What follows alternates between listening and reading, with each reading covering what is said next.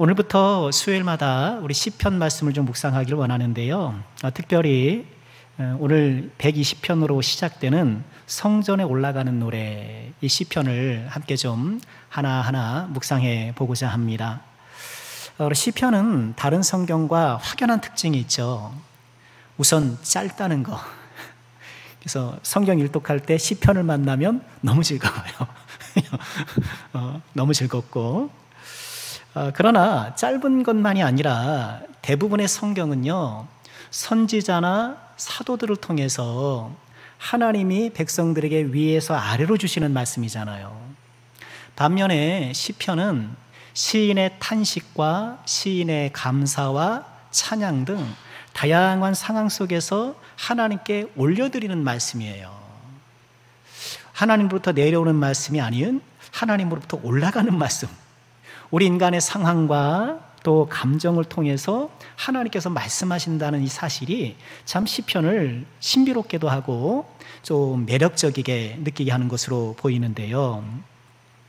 자, 이 시편 가운데 특별히 성전에 올라가는 노래, 성전에 올라가는 노래는요, 시편 가운데 15편이 수록되어 있습니다. 시편이 150편이니까 10분의 1 정도 비율이 되는데요, 120편부터 133편까지 이렇게 쭉 성전에 올라가는 노래가 되어 있는데요. 왜 성전에 올라가는 노래일까? 성전에 올라가는 노래가 뭔가 여러 가지 해석이 있었는데요, 흥미로운 것을 잠시 소개하면, 이 성전 안에 아시죠? 남자들의 뜰과 여자들의 뜰이 있는 거.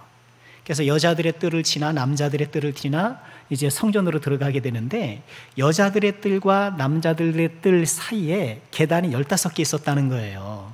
지금 뭐 성전이 없으니 확인하기는 어려운데, 그래서 탈무드에서는 해석하기를 이렇게 시편에 15편의 성전에 올라가는 노래가 있는 것은 그 계단이 15계단이었기 때문에 한 계단씩 올라가면서 찬양하거나, 또는 레위인들이 그 계단에서 함께 합창을 했기 때문에 이런 제목이 붙여졌을 것이다, 그렇게 생각을 하기도 해요.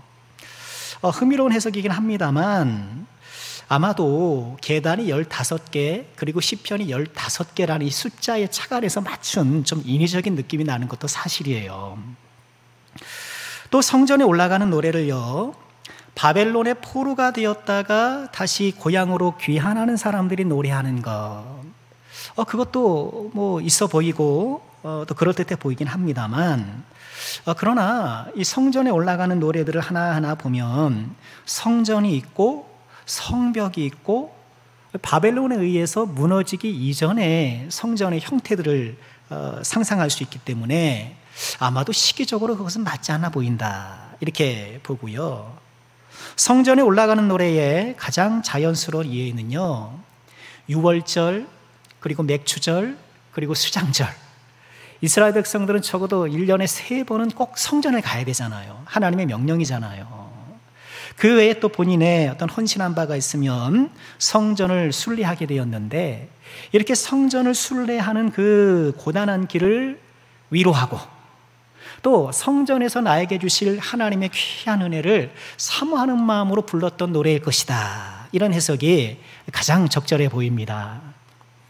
여러분, 오늘 뭐 우리 교회가 성전은 아닙니다만, 그죠? 구약의 그 의미의 성전은 아니지만, 그러나 이 저녁에 주님 전에 올라오실 때 여러분들은 어떤 마음으로 올라오셨나요? 이렇게 제가 무심코 차창 밖을 바라보니까 또 한 부부께서 또 이렇게 저물어가는 석양에 날카로운 햇빛을 무릅쓰고 헤치고 이렇게 걸어오시는 것을 보고, 아이고 참 감사하다, 하나님 저들에게 은혜 주세요, 어제 그렇게 좀 기도를 했었는데요. 성전에 올라가는 노래, 하나님을 향하여서 하나님을 소망하는 가운데 나에게 주실 은혜를 사모하면서 부르는 노래였던 거예요. 우리 성전에 올라가는 노래를 우리 함께 묵상함을 통하여서 우리 가운데 동일한 소망이 생기고, 여러분과 수없이 교회로 올라오는데, 그렇지, 올라올 때마다 하나님의 은혜를 사모하고 주님을 만나 뵙기를 소망하고, 이런 준비된 은혜의 마음으로 올라오게 되는 그런 은혜도 있게 되기를 주의 이름으로 축원합니다. 자, 오늘 120편 말씀 우리 잠시 좀 묵상해 볼까요? 1절에 이렇게 시작하죠. 내가 환난 중에 여호와께 부르짖었더니 내게 응답하셨도다. 이렇게 시작하면서 시인이 노래하게 돼요. 자, 1절 말씀에서 좀 중요한 포인트 가운데 하나는요, 시제예요. 동사의 시제. 부르짖었더니 내게 응답하셨도다. 그러니까 우리 한글 성경이 과거형으로 잘 번역을 했잖아요. 어떤 영어 성경, 여러분 흔한 NIV 성경 같은 경우에는 현재형으로 번역을 해요. 내가 여호와께 부르짖는다. 여호와께서 내게 응답하신다. 이렇게 일반적인 사실을 이야기하는 것으로 번역하기도 하는데, 여러분 그것도 뭐 틀렸다고 보기는 어렵습니다만, 오늘 이 1절 말씀은요, 히브리어 성경을 보아도 과거로 번역하는 것이 보다 더 적절해 보이는데, 그렇다고 한다면 지금 이 시인은 성전에 올라오면서 본인이 과거의 환난 중에 부르짖었더니 내게 응답하셨던 그 영적인 기억, 그 은혜의 추억으로 다시 한번 주 앞에 올라가고 있는 거예요. 여러분, 우리에게 이처럼 내가 부르짖었더니 응답해 주셨던, 여러분 이것이 하나님 경험하는 거잖아요. 이 하나님 경험하는 것이 우리에게 얼마나 큰 축복인가.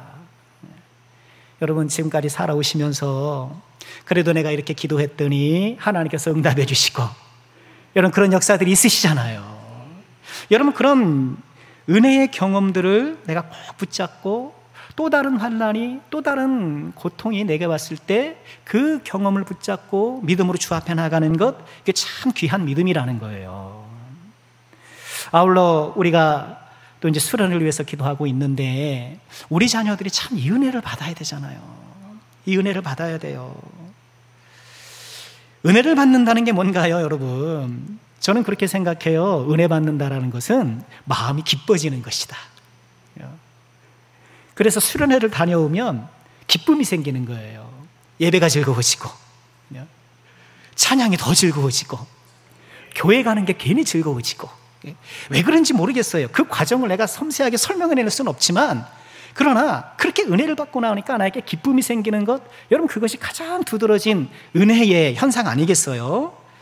우리 사랑하는 자녀들이 이번 수련회를 통해서 오늘 이 시인처럼 하나님을 경험할 수 있다면, 이런 은혜를 체험하고 기쁨을 누릴 수 있다면 성공한 수련회가 되지 않겠습니까? 우리 사랑하는 모든 주여종들께서 이것을 위해서 꼭 기도해 주시기를 부탁드리겠고요. 자, 그럼 시인은 이 경험을 바탕으로 무슨 기도를 할까? 2절 말씀 볼까요? 우리 같이 한번 읽어보죠. 시작.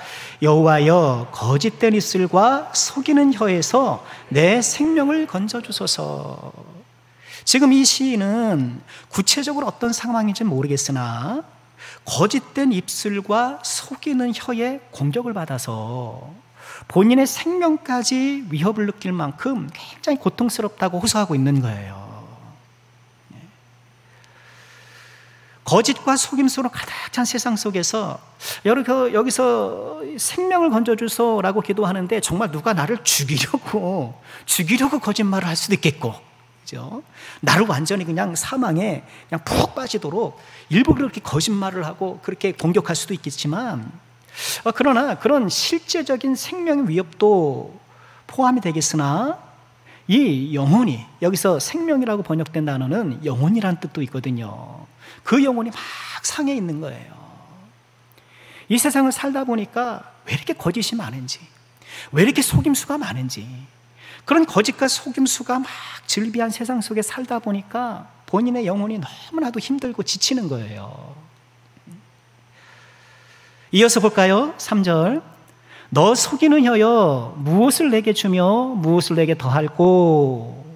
하면서 이 시인은요, 속이는 혀를 향하여서 무엇을 내게 주며 무엇을 내게 더할꼬? 주며 더한다는 주체는 여기서 하나님이에요. 하나님께서 속이는 혀를 향하여서 뭔가를 좀 해주시기를, 거짓과 속임수를 앞세워서 다른 사람들의 영혼을 곤고하게 하면서 자기들을 취하려는 세상 속에서 그런 악한 자를 향하여서 하나님께서 좀 뭔가 해주시기를 좀 바라고 있는 거예요. 뭘 바랄까요? 우리 4절 보실까요? 장사의 날카로운 화살과 로뎀나무 숯불이로다. 하나님, 저렇게 거짓과 속임수로 내 영혼을 또는 내 생명을 위협하는 저들에게 장사, 용사잖아요. 용사 대신 하나님께서 날카로운 화살을 좀 쏴주세요. 특히 여기서 화살이라는 것은 보통 여러분 성경 보면 그 말을 화살에 비유하는 경우도 종종 있잖아요. 그래서 거짓을 겨냥한 하나님의 날카로운 화살로 로뎀나무 숯불이로다. 여러분 로뎀나무가 특히 잘 타면서도 오래 탄대요. 그런 특성 있는 나무래요.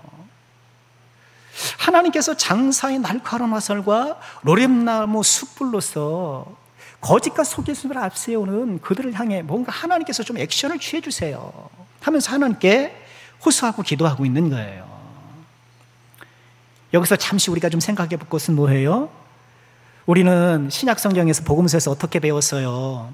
원수를 사랑하고 원수를 위해서 기도하라 라고 했는데, 그런데 시편 말씀 보면은요, 원수를 좀 하나님께서 막 맺혀주시기를 막 매섭게 기도하는 복수 시편들이 있거든요. 우리가 그것을 어떻게 이해해야 되는가? 우선은요, 가장 그 정답은 예수님께서 십자가에서 보여주셨던 모범이에요. 그렇죠?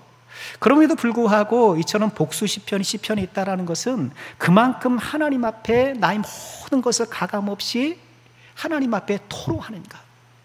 또 이렇게 하나님 앞에 토로할 때 처음에는 복수의 마음으로 막 무서운 마음으로 기도했다가도 어떻게 해요? 하나님께서 또 그 마음을 다스려 주셔서 마음을 진정시켜 주시고 또 평강의 마음을 해주시지 않겠어요? 자, 우리 복수 시편은 그렇게 이해했으면 좋겠고요. 자, 계속해서 5절도 묵상해 볼까요? 메색에 머물며 게달의 장막 중에 머무는 것이 내게 화입니다. 그러면서 지금 이 거짓과 속임수에 고통당하는 이 시인이 본인이 메색에 머물고 게달의 장막 중에 머무는 것이 화다라고 얘기를 하는 거예요. 여기서 메색은 이제 창세기에 등장하는 야벳의 아들이라고 하는데요, 이스라엘로 치면은 지리적으로 저 북쪽에 지금의 터키의 북동쪽에 있는 흑해라고 있잖아요. 흑해. 그쪽 지역에 있는 민족이라고 그래요. 그리고 게달은요, 게달의 장막, 제가 이거 질문해서 맞히는 분 있으면 제가 커피 선물해 드릴까? 아가서 묵상할 때 그 술람미 여인이 아가서 초반에 나의 이것이 게달의 장막 같을지라도 이렇게 얘기를 해요. 게달의 장막을 자기 신체에 이것에 비유하고 있는데 그게 뭘까요? 나는 검으나 아름다우니 왜요? 피부. 제가 정답을 가르쳐 드렸으니 커피는 안녕. 게달의 장막, 게달은요 이스라엘 아래쪽에 유목민들이래요. 그런데 그 사람들은 검정 염소털로 장막을 짜서 거기 산 거예요. 그들의 장막은 검은색이에요. 그러니 검은색 장막이 쳐진 걸 보면, 텐트가 쳐진 걸 보면 저 사람 누구들? 게달 민족, 이렇게 알아차렸던 거예요. 메색은 이스라엘로 치면 저 북쪽이고 게달은 이스라엘로 치면 저 아래쪽이거든요. 지금 하나님의 성소와 멀리 떨어져 있는 두 장소를 지칭하는 거예요. 여러분 서울에서 가장 먼 산은 백두산이잖아요. 꼭 그런지 모르겠지만, 그죠? 가장 아래쪽은 한라산이고 그런 거예요. 지금 성소로부터 가장 멀리 떨어져 있는 메색과 게달을 언급함을 통해서, 이거 비유적이잖아요, 시니까. 이처럼 하나님을 멀리 떠나 있는 이 세상에 사는 것이 나에게 화로구나, 그렇게 노래하고 있는 거예요. 그렇게 탄식하고 있는 거예요. 거짓과 속임수로 가득 차 있는 세상, 가만히 들여다보니 저 멀리 있는 메색처럼, 저 아래에 있는 게달처럼 하나님을 떠난 세상 속에 내가 살고 있으니 내가 이렇구나 하면서 지금 속상해하는 것인데, 계속 속상해해요. 6절 보실까요? 내가 화평을 미워하는 자들과 함께 오래 거주하였도다. 이 메색과 게달 같은 하나님을 멀리 떠난 곳 사람들과 내가 너무 오래 있었구나. 7절 기가 막히죠. 나는 화평을 원할지라도 내가 말할 때에 그들은 뭐 하려고 한다? 싸우려 한다. 아니 나는 그냥 말하는 건데 막 싸우려고 하는데. 여러분 부부간에 그러면 안 되잖아요. 내가 뭐 얘기하려고 그랬는데 자꾸 이렇게 화를 내고 싸우려고 하고 여러분 그러셔요? 대답할 필요는 없으신데 화평을 원하여서 화평을 얘기를 하는데 싸우려 하는 거예요. 받아들이질 않는 거예요. 화평을 미워하는 거예요. 화평을 미워하는 거예요. 자, 오늘 성전에 올라가는 노래가 이런 노래인데 이 성전에 올라가는 노래를 통해서 우리가 세 가지를 묵상해보고 정리해보고 기도할까 해요. 첫째, 오늘 말씀을 통해서 우리에게 교훈하시는 것은요, 그렇기 때문에 성전을 향해 올라가는 거예요. 그래서 성전을 향해 올라가는 거예요. 거짓과 속임수 가득 찬 세상에서 마음의 상처를 확 당한 거예요.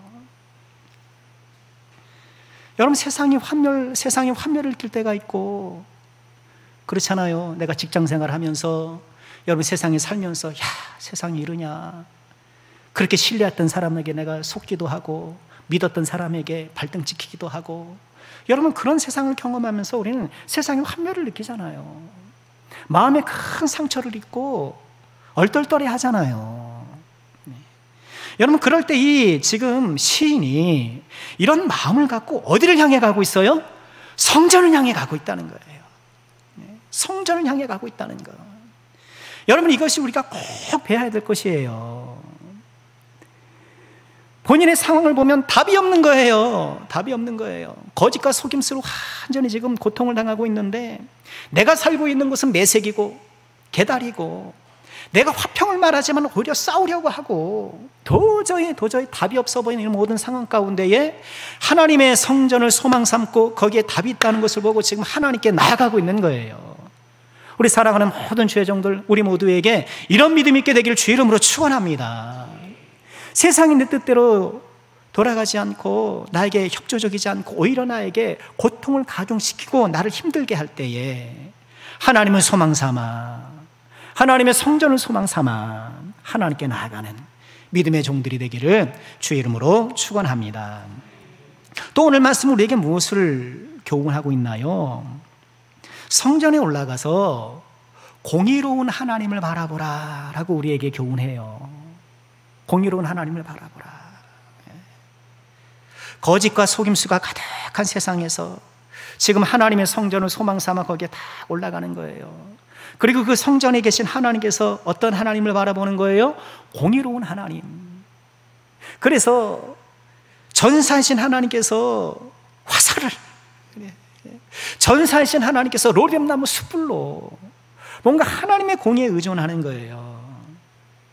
여기서 우리는요, 이처럼 본인을 거짓과 속임수로 세상의 방식으로 괴롭히는 그들을 본인이 뭘 하려는 것이 아니라 누구께 의존하고 있는 거예요? 하나님께 의존하고 있는 거예요. 하나님께서 모든 상황 가운데 역사해 주셔서 하나님의 방식으로 해결해 주시기를 소망하고 있는 거예요. 여러분, 우리가 바라볼 하나님 어떤 하나님이에요? 공의의 하나님. 그래서 우리에게 소망이 있는 거예요. 내가 억울하고 세상 살다 보면 뜻하지 않는 억울함을 당하고 그래도 누가 다 보셔요? 하나님이 다 보시는 거예요. 나는 본래 그 뜻이 아니었는데 내 의도를 자꾸 곡해하고 잘못 오해하고 그래서 상황이 자꾸 어그러지고, 그러나 그 모든 가운데 우리의 소망은 공의로우신 하나님께서 바라보고 계신다는 것.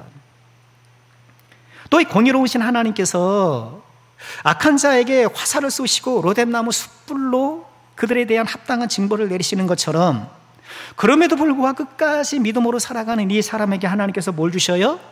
은혜와 상급을 주시고, 공의로운 하나님께서 주실 그 상급이 여러분 우리의 정말 큰 소망과 우리의 힘이 되는 건 아니겠습니까? 사람은 몰라주고 그럼에도 우리 하나님께서는 모든 걸 아시니 공의로운 판단 가운데 우리가 믿음의 길을 걸어가는 것, 그것을 끝까지 지원해 주시는 것. 자, 마지막으로 묵상해 보고 싶을 것은요, 미움받을 용기로 살아가자는 거예요. 미움받을 용기로 살아가자. 여러분, 미움받을 용기라는 책이 옛날에 있었잖아요. 우리 6절과 7절 말씀 다시 한번 보실까요? 내가 화평을 미워하는 자들과 함께 오래 거주하였도다. 나는 화평을 원할지라도 내가 말할 때에 그들은 싸우려 하는도다. 지금 답이 없어요.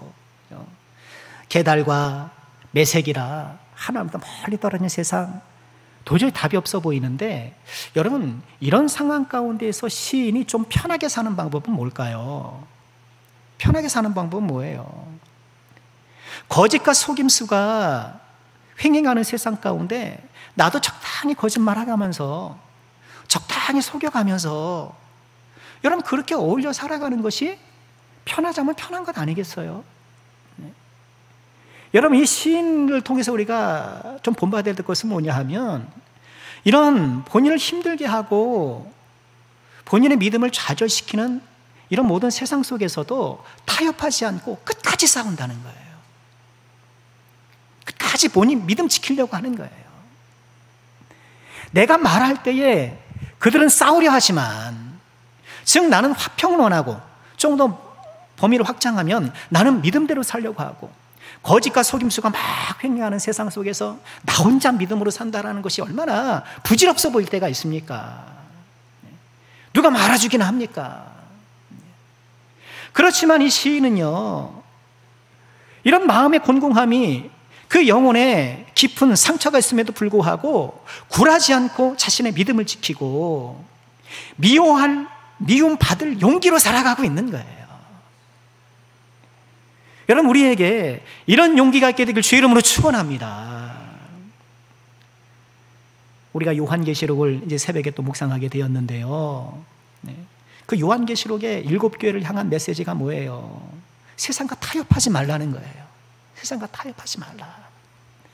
때로는 박해로, 때로는 어떤 경제적인 것들로 하나님의 사람들을 자꾸 올가매고 믿음으로부터 멀어지게 하는데, 그럼에도 불구하고 믿음을 굳건히 지켜라. 그것이 7교회를 향한 주요 메시지인데요. 오늘 이 시인, 거짓과 속임수가 가득한 세상 속에 상처받는 영혼을 안고 지금 하나님 앞에 나아가고 있어요. 그리고 그 마음 속에서는 내가 화평을 부르짖는 것이 그저 무색해지는 세상, 내가 믿음으로 살아가는 것이 전혀 통하지 않는 세상이지만, 그럼에도 불구하고 믿음을 내가 놓치지 않을 것을, 내가 화평을 포기하지 않을 것을 다짐하고 있는 거예요. 분명히 성전에 올라가서 하나님 주시는 용기를 얻게 될 줄 믿습니다. 자, 말씀 마치겠습니다. 성전에 올라가는 첫 번째 노래, 거짓과 속임수로 가득한 세상에서 그 영혼이 심히 상처를 받은 이 한 사람이 주님 앞에 나아갑니다. 하나님께 주실 공의로운 심판과 그 은혜를 바라보면서, 더불어서 나의 화평을 조금도 용납하지 않을, 나의 믿음을 용납하지 않는 세상이지만 그럼에도 불구하고 끝까지 나의 믿음을 지키고자 다짐하며 올라가고 있습니다. 이 시인의 노래가 여러분 우리의 노래가 되고, 시인의 믿음이 우리의 믿음이 되고, 또 시인에게 주시는 하나님의 축복이 우리 모두의 축복이 되기를 주님의 이름으로 축원합니다.